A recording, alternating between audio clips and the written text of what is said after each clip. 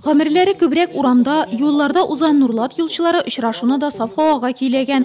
Хезмәткәрләр барысы да эш киемендә, техника эш участогына чыгарга әзер тора. Башта коллектив алдында идарә җитәкчесе отчет тотты. Выпуск асфальтобетонной смеси составил 40 100 тонн. Это на 52% уровня 2016 года.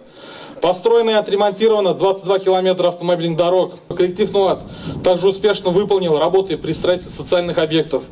Юлларда хәрәкәт кискенләшә, транспорт чаралары саны арта. Бу хәл идарә хезмәткәрләреннән тагы да сыйфатлырак эшләүне таләп итә.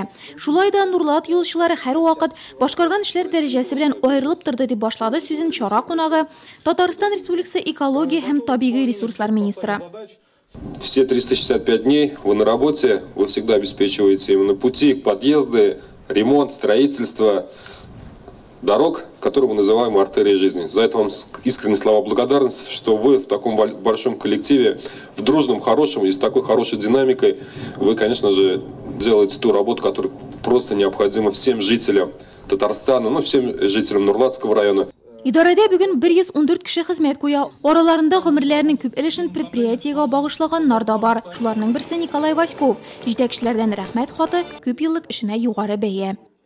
33 года работаю, говорю. 33 ел юл тармагында хезмәт куям. Һөнәремне бик яратам. Кешеләрне юллы итәбез, аларның яшәешен уңайлатабыз. Үзем дә авылдан юлсызлыкның нәрсә икәнен яхшы беләм. Гел җәяү йөрдек. Хәзер бар җирдә дә асфальт, чиста, матур. Бу эштә минем дә өлешем барлыгын белү бик рәхәт.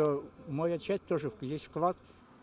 Әлеге бүләк юлчының 60 яше тулу уңайыннан да, тик ул яраткан хезмәтен ташларга җыенмый. Артта еллар, алда аны янә юллар көтә.